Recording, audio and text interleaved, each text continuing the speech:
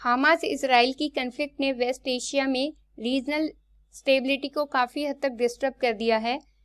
इसी बीच जो हाउदी रेबल्स हैं, येमेन बैक्ड हैं और ईरान इनको सपोर्ट करता है, वो भी गाज़ा पीपल को सपोर्ट करने के लिए इस वार में कूद पड़े हैं।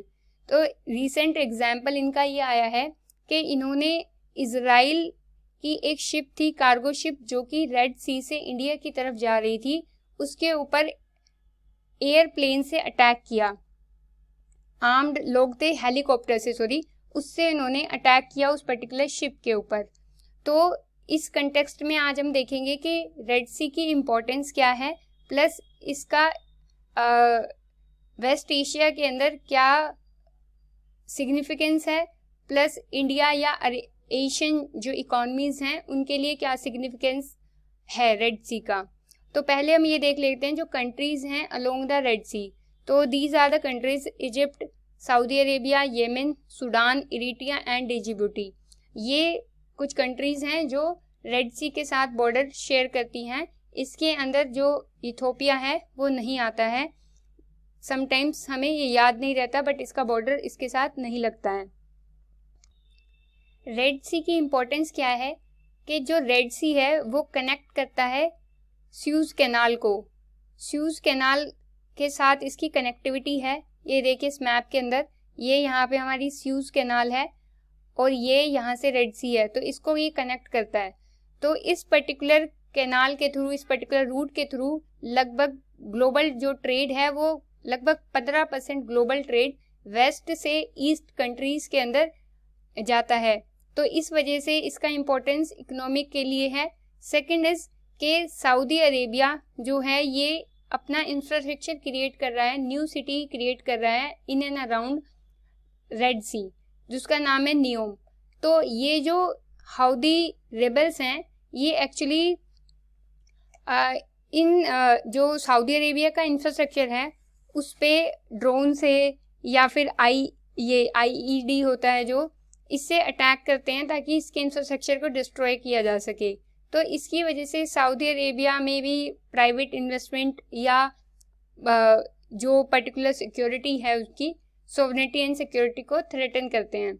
तो यहाँ पे ये जो सऊदी अरेबिया ये इंफ्रास्ट्रक्चर इसलिए क्रिएट कर रहा है ताकि ये स्ट्रेट ऑफ हॉर्मुज को पास कर सके, लाइक उसको बाईपास करके सीधा जो है ऑयल की सप्लाई रेड सी के थ्रू भेज सके।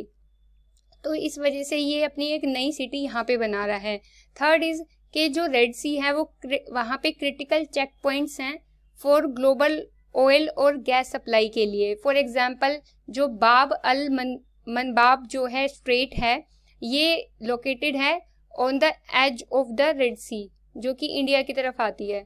यहाँ पे ये पर्टिकुलर जो स्ट्रेट है लोकेटेड है, तो ये पर्टिकुलर स्ट्रेट इधर लोकेशन होने के कारण ये एक क्रिटिकल चेक पॉइंट है जो कि सप्लाई होती है रेड सी से गैस और ऑयल की। Crude oil main important trade lens हैं रेड सी के अंदर।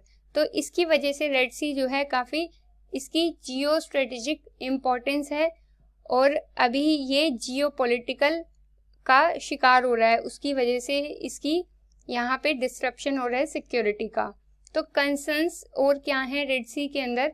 रेड सी के अंदर एक्चुअली इंक्रीज हो रहा है strength of non state militant actors. जो अभी मैंने नाम लिया आपको हाउदी रिबल्स, ये नॉन स्टेट मिलिटेंट एक्टर्स हैं, इनकी स्ट्रेंथ इंक्रीज हो रही है। इनकी स्ट्रेंथ कैसे इंक्रीज हो रही है? इनके पास जो है वो मिलिट्री कैपेबिलिटीज आ गई हैं।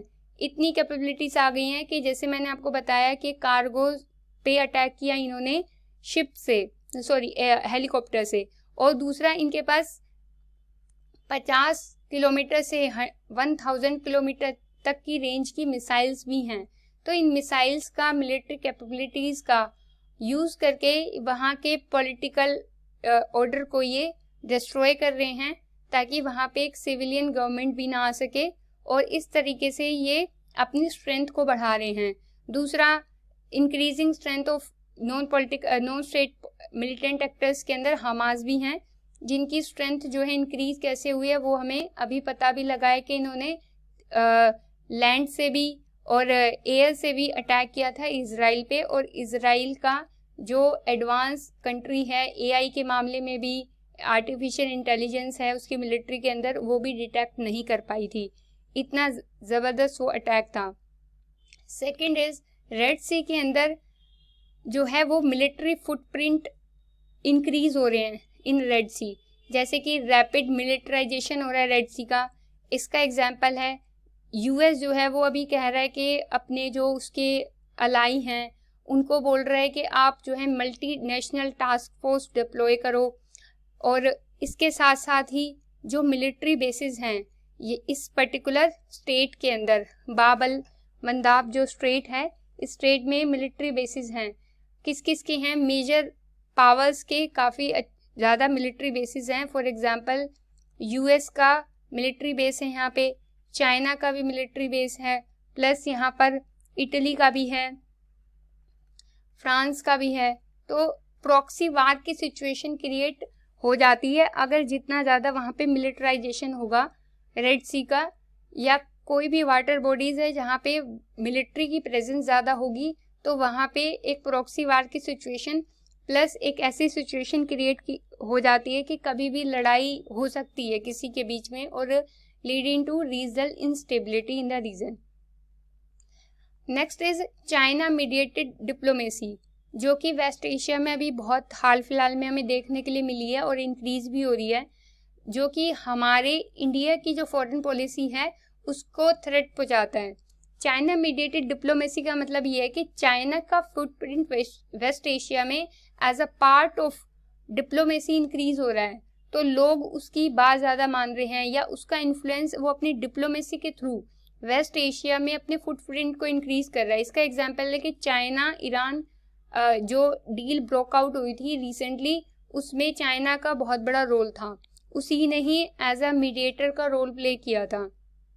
सेकंड इज चाइना का बैलेंस स्टांस रहा है ऑन ऑनगोइंग गाजा क्राइसिस, तो उसने इजराइल को का सपोर्ट इतना ज़्यादा नहीं किया है, जिससे अरब जो लोग हैं या अरब के जो कंट्रीज़ हैं वो उसकी इस पर्टिकुलर स्टांस से काफ़ी ज़्यादा इन्फ्लुएंस हैं, वो उसको अच्छा मान रहे हैं। तो इस वजह से चाइना की मीडिएटेड डिप्लोमेसी भी इस तरह की रैपिड जो मिलिटराइजेशन हुआ या नॉन स्टेट एक्टर आए, तो चाइना का फुटप्रिंट भी काफ़ी ज़्यादा इंक्रीज हो जाएगा, जिससे इंडिया के इन्फ्लुएंस के ऊपर जो उसका वेस्ट एशियन में इन्फ्लुएंस है उससे जो है वो कम हो जाएगा। डिप्लीशन ऑफ सिक्योरिटी, तो इसमें क्या है कि अगर रेड सी का मिलिटराइजेशन और बाकी तरीके से सिक्योरिटी जो है इंटरेस्ट हर्ट हुआ वहाँ पे, तो वहाँ क्या होगा कि एशियन इकोनॉमिक्स जो हैं उनको सबसे ज़्यादा हर्ट होगा। क्यों? क्योंकि ग्लोबल इम्पैक्ट दिखेगा उसका, वहाँ पे सिक्योरिटी सही नहीं होगी। तो क्यों? क्योंकि एशियन जो इकॉनमीज़ हैं, इंडिया है, साउथ कोरिया, जापान, ये ज़्यादातर जितना भी इनका जो इंपोर्ट है ऑयल और गैस का वो वेस्ट एशिया से ही आता है, तो इनको एनर्जी सिक्योरिटी के लिए थ्रेट करेगा ये पर्टिकुलर सिनेरियो।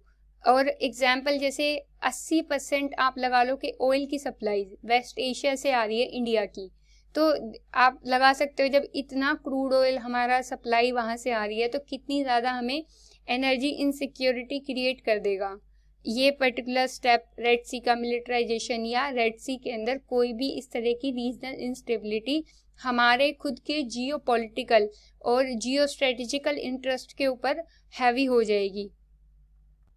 इंडिया ने कुछ स्टेप लिए हैं और कुछ चीज़ें वो कर सकता है इन दिस रिगार्ड, जैसे कि इंडिया का एफर्ट जो इंडिया ने लिया है कि ऑपरेशन संकल्प लॉन्च किया। अब क्योंकि मैंने आपको बताया कि एक तो हमारा ऑयल आ रहा है वहाँ से, तो एनर्जी सिक्योरिटी बहुत इंपॉर्टेंट है हमारे लिए। सेकंड इज़ कि अगर बहुत ज़्यादा डिस्टर्बेंस हुआ तो वहाँ पे पायरेसी का इशू रहता है, इन पर्टिकुलर वेस्ट एशिया के वाटर्स के अंदर पायरेसी इशू रहता है, तो वहाँ पे पायरेसी के कारण हमारा जो कार्गो आ रहा है, जो ट्रेड हो रहा है वो अफेक्ट होगा, एनर्जी सिक्योरिटी अफेक्ट होगी, और बाकी सारी चीज़ें जो हमारा इन्फ्लुएंस है वेस्ट एशिया के अंदर, हमारा खुद डिप्लोमेटिक जो है मिशन है वहाँ पे वो भी इम्पैक्ट होंगे, प्लस डायस्पोरा भी हमारा वहाँ रहता है। तो इन सब के लिए हमने कुछ जैसे एफर्ट लिए, जैसे कि ऑपरेशन संकल्प।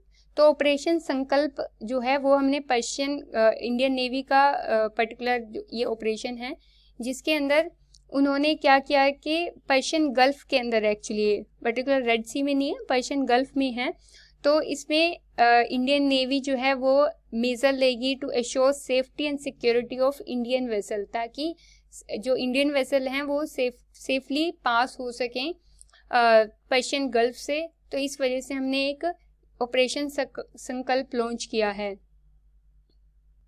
ओमन का पोर्ट है दुक्कम पोर्ट, जिसका जो इंडियन नेवी है उसको एसेस है to facilitate its presence in Indian Ocean region, ताकि इंडियन ओशन रीजन के अंदर वो अपना इंटरेस्ट जो है वो मेंटेन कर सके। इस वजह से ये स्टेप भी हमने ओमन कंट्रीज के साथ पार्टनरशिप के अंदर लिया है। थर्ड इज, हम क्या कर सकते हैं, एक मिलिट्री कोऑपरेशन हम कर सकते हैं विद फ्रेंडली स्टेट। तो जो हमारे वेस्ट एशिया के अंदर इंडिया के जो फ्रेंडली स्टेट हैं उनके साथ हम समय समय पे मिलिट्री एक्सरसाइज कर सकते हैं। इसका एग्जाम्पल है ओमन, जो इसके साथ हमने क्या किया है कि हमने तीनों जो हमारी फोर्सेस हैं, नेवी, एयरफोर्स एंड आर्मी, तीनों के साथ जो है एक्सरसाइज हमने ज्वाइंट एक्सरसाइज करी है ओमन के साथ। तो इस तरह के हम मिलिट्री कोऑपरेशन ले सकते हैं, इस तरह के मिलिट्री कोऑपरेशन वाले स्टेप्स हम ले सकते हैं। साथ ही हम यूएस के साथ और बाकी जो कंट्रीज हैं जिनका इंटरेस्ट है उनके साथ भी ज्वाइंट मिलिट्री एक्सरसाइज कर सकते हैं इस पर्टिकुलर रीजन के अंदर। तो इस आर्टिकल में इतना ही था। Thank you so much.